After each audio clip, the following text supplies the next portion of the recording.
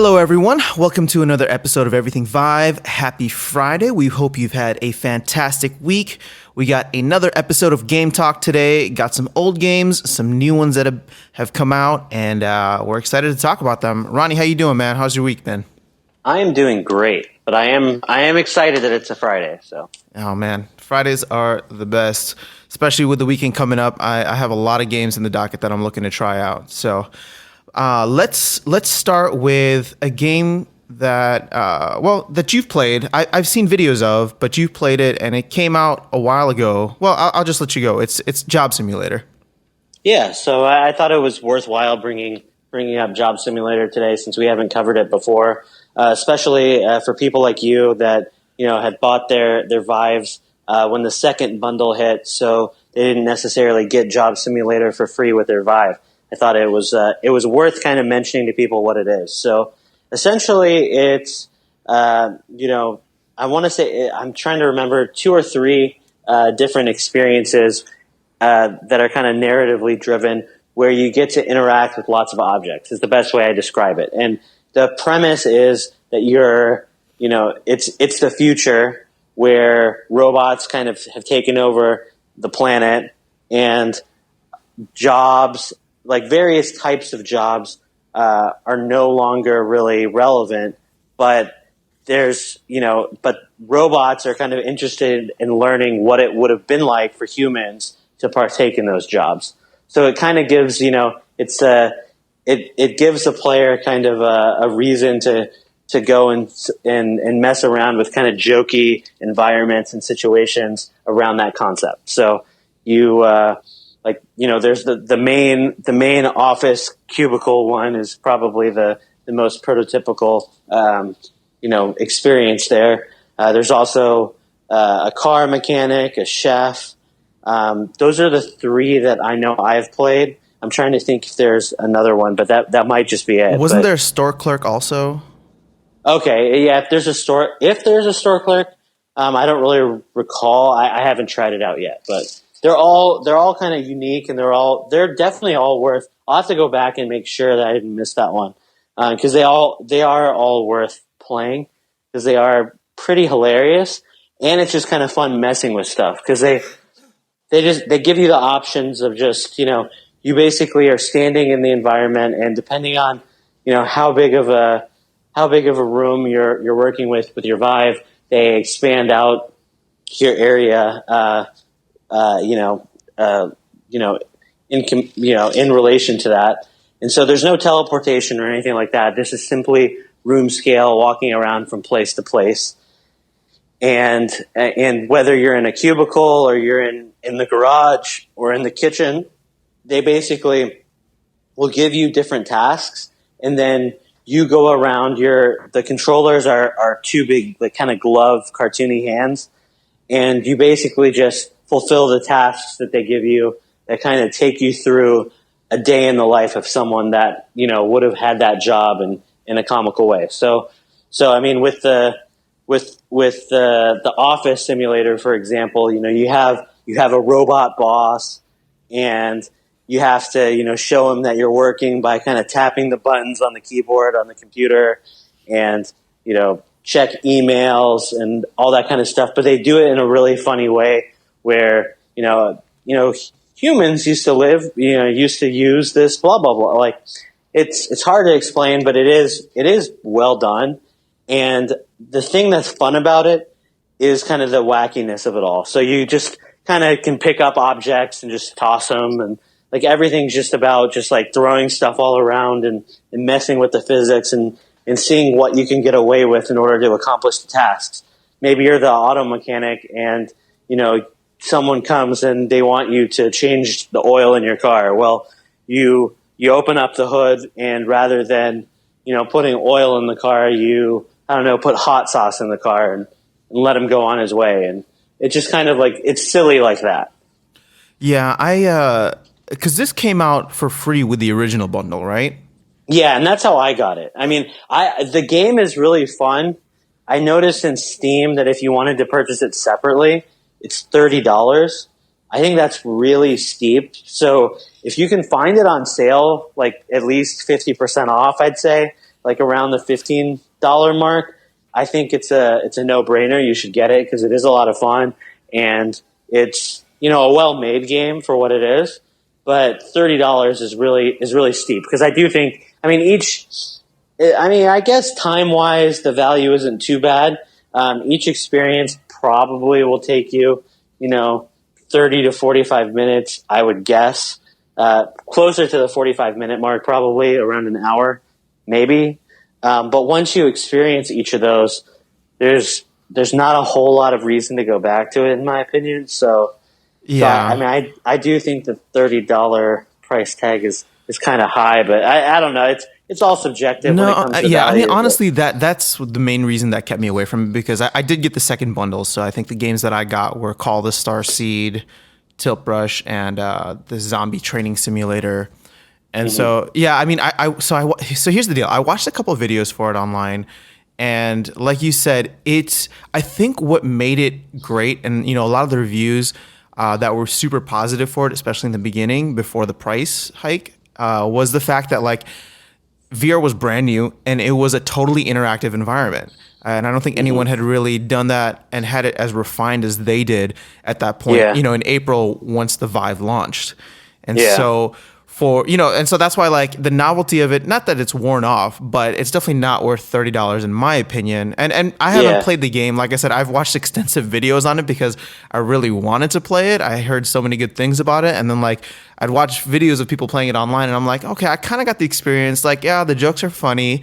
But unless it goes on sale, I'm not going to drop $30 on it just because I'd rather spend my money on a lot of the newer games that are coming out, than the ones that came out with the Vive in April and that were like considered fresh at that point. Yeah, exactly. And I will say that even though a lot of stuff have come out since the Vive launched and since Job Simulator was packaged with the initial bundle, that said, the environments are more full of interactive objects. They're more compact and kind of more detailed than a lot of other environments that you get a chance to interact with in VR. So there is more stuff to do within each of the environments than usual. But that said, I totally agree with you. Like I don't think I would probably spend $30 as unfair as that is because, there are a lot of experiences that I will pay $10 for that possibly have 1/3 of the content of this. But I think it's just that idea that, well, you spend $10 and you get, a brand new experience that puts you in a completely different environment. Here you're paying $30 and even if there's, all of that, even if there is more content than your typical $10 game, it all has a very similar vibe to it. Even if you are in different environments and different types of jobs. So it's harder to recommend that, that larger price tag, even with the content level. So. Yeah. And just for context too, because you got the original bundle, I got the second bundle that had the gallery episode 1 Call of the Starseed. And they just dropped their price to $20. And, for if you were to look at it from the opposite perspective, like if you were to spend $20 on the gallery, whereas I spent $30 on Job Simulator.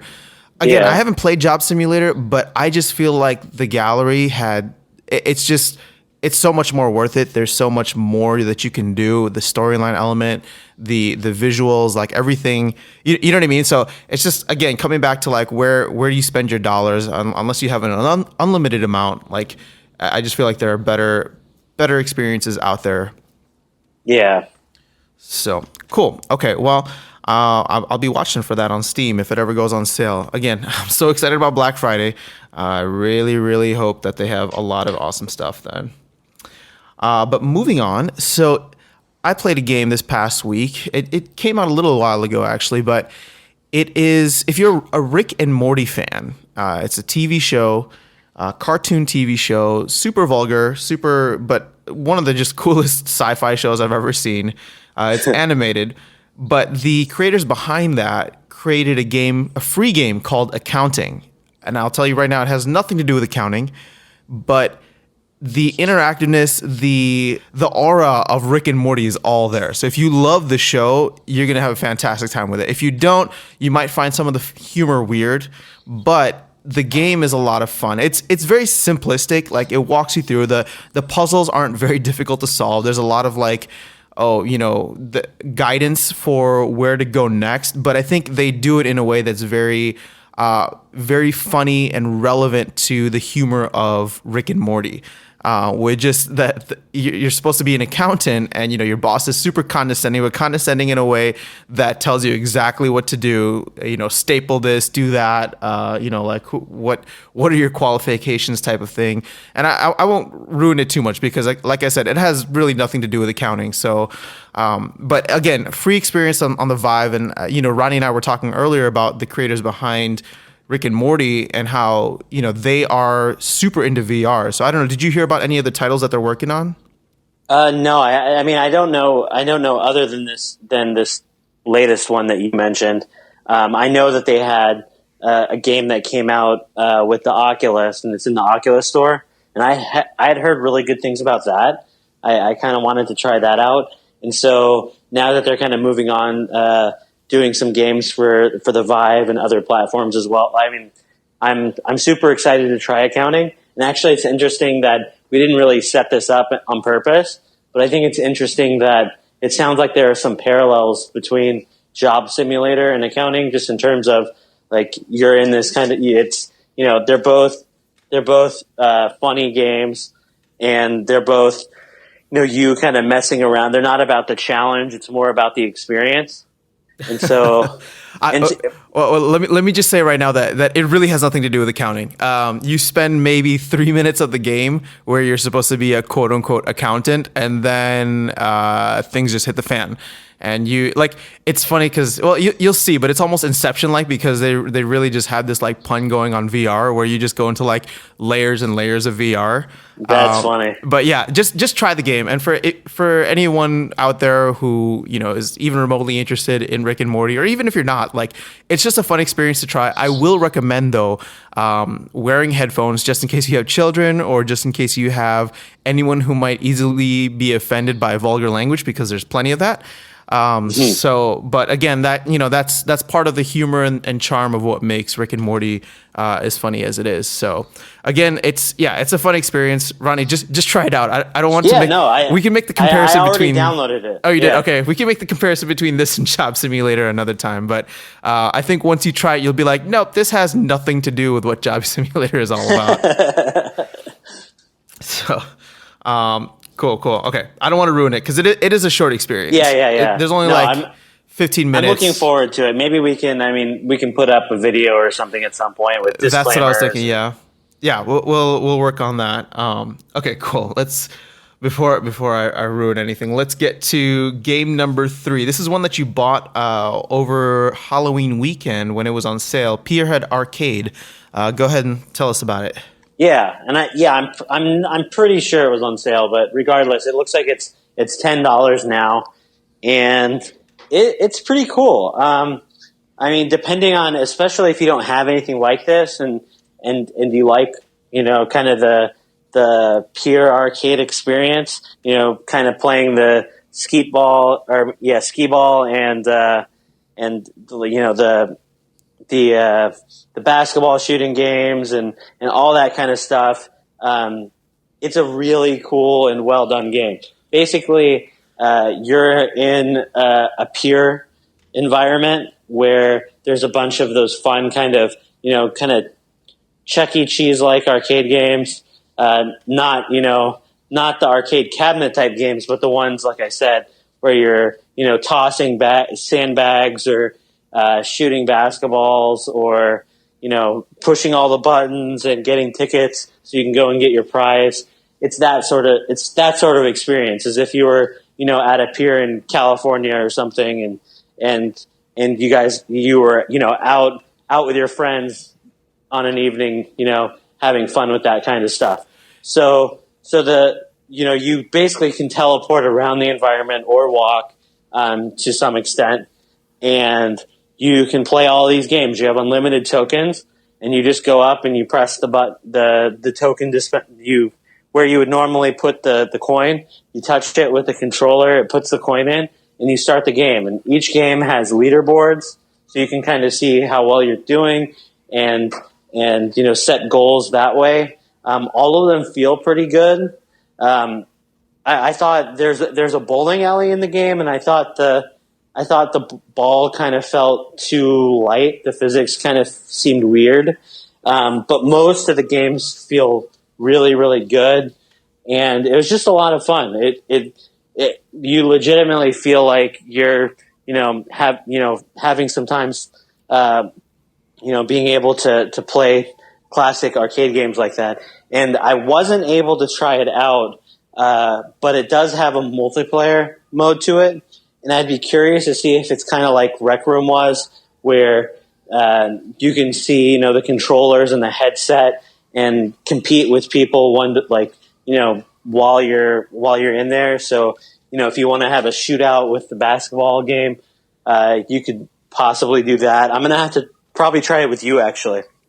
Yeah, okay, we should set that up then. Yeah, because you can go in there and set up just like a public room. So you open up, your game server to everyone, or you can just play by yourself, or you can invite friends specifically. And I would assume that's Steam friends.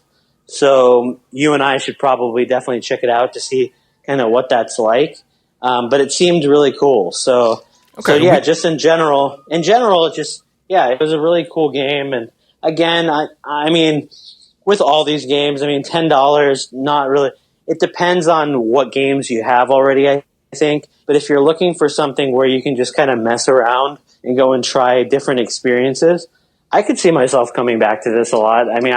I already think it's pretty good, the way it is. So yeah. I'd recommend it especially if you're new to VR, you don't have a whole lot of games yet, and you're looking for stuff that people would have fun playing, and because I think it would be kind of an easy, especially if you want to show the system off to your friends. I think it would be a very simple kind of, hey, yeah, check this out. Like this is, and I think while some of the games are kind of repeats of some of the ones that you can play in the NVIDIA Funhouse game that we had talked about before, that's for free. I think here, because they're all spread out into a single room, I think it's better.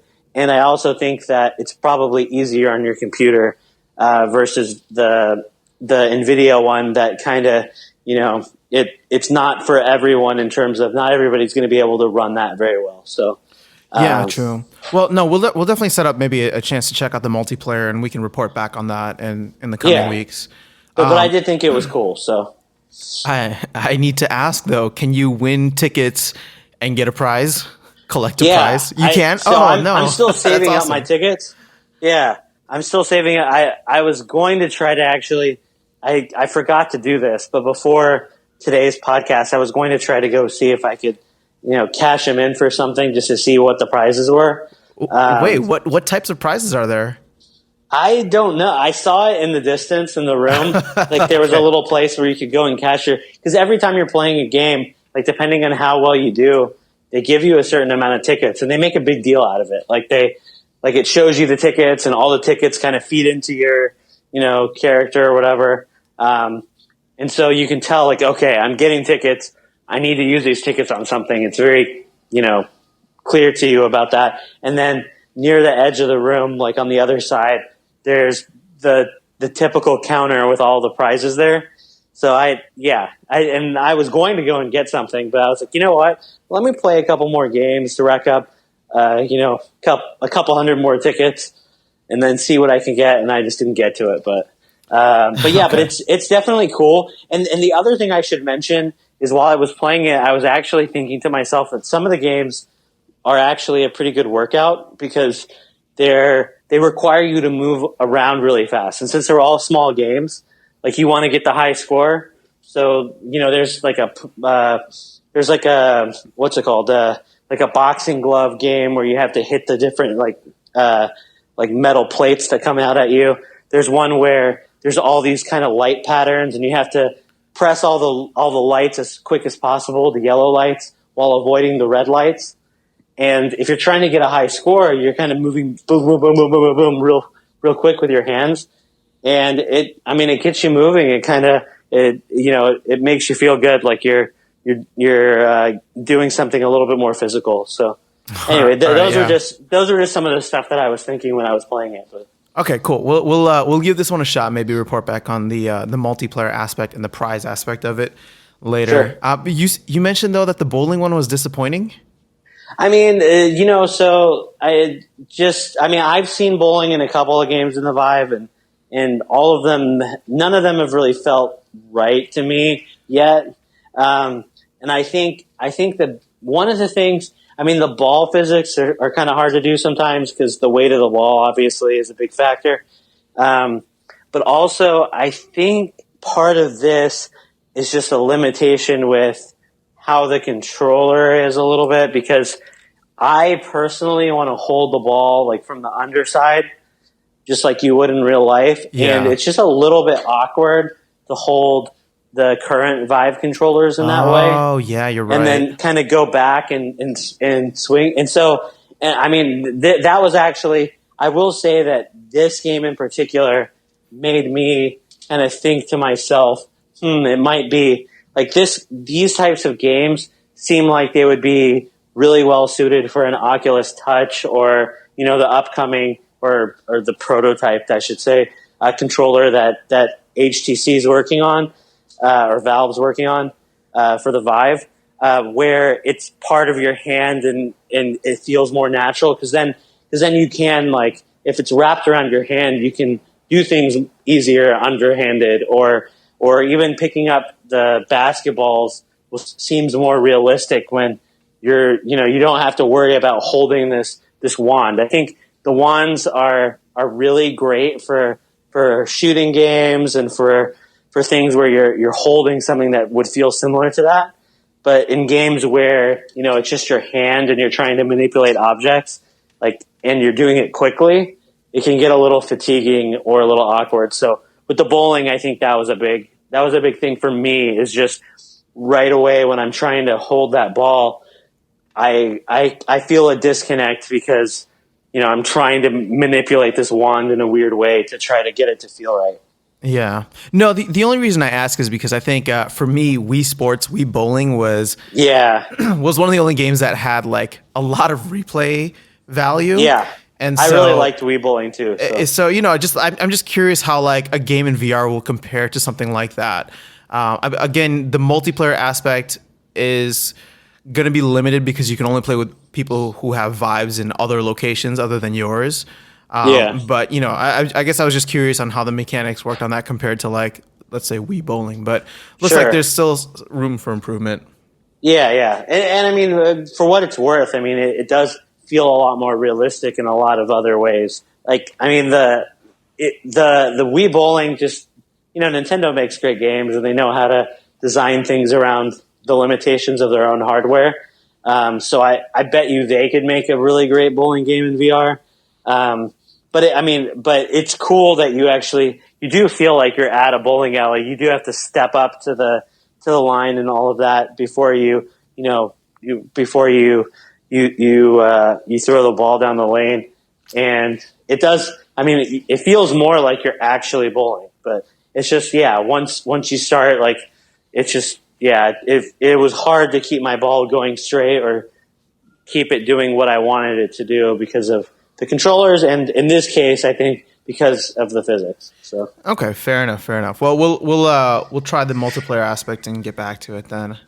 So I got one more game for Game Talk, and I guess that's a lie because it's not really a game; it's a VR movie. It's called Allumette, and I believe it first came out for the Oculus. Because it's not really an interactive experience. You can walk around the environment. So imagine watching, it's an animated movie, but imagine watching an animated movie, on a smaller scale that you're able to walk around the environment and actually see a scene from multiple angles rather than just like sitting down watching it on a TV screen. So you get to see what's happening in all different parts of like this little mini world that they've created. And there's a couple of different scenes, a couple of different acts. I think it's about 20 minutes, and I'm looking at the Steam page here. It says it's loosely inspired by The Little Match Girl by Hans Christian Andersen. And so I believe what I've read online about it is that currently it is the longest VR film or VR movie. And it's free. It says free for a limited time. So I would recommend getting it to anyone, again, who's looking for cool VR experiences. Again, it's not a game. There's no way to really interact with it, but it's just really cool to see the future of where film could be headed. Maybe animated at first because that might be easier to capture and create. But again, like I said, it's one of the cooler things out there. I'm always looking for stuff that isn't necessarily gaming, just because I feel like if VR is going to seep into every industry at some point. It's going to be the next big disruptor, or at least that's what it seems like. And so, for those who are just looking for something cool to check out, I think it's about 20 minutes long. So make sure you give it a listen. Not a listen, sorry. Make sure you give it a watch and grab it now while it's free. Very cool. All right. Well, that's all I got for today. Ronnie, you got anything else? No, I think that's really it. You got anything you're looking forward to playing more or for next week? Yeah, I'm trying to think of actually trying Pierhead Arcade made me want to get back into. I had downloaded, I think it was like an early access version or a demo version of New Retro Arcade, I think is what it's called. And I had seen that before. It's basically, it's more a classic like video game arcadey type environment, but this one lets you also play like emulated arcade games and Super Nintendo and NES stuff if you have that. And I'm kind of curious to see what that's like in VR, because I thought Pierhead Arcade was really cool. So I kind of want to go back to that to see what it's looking like, and maybe try to play some of the games there. So that's something that I want to kind of look at. Okay, cool.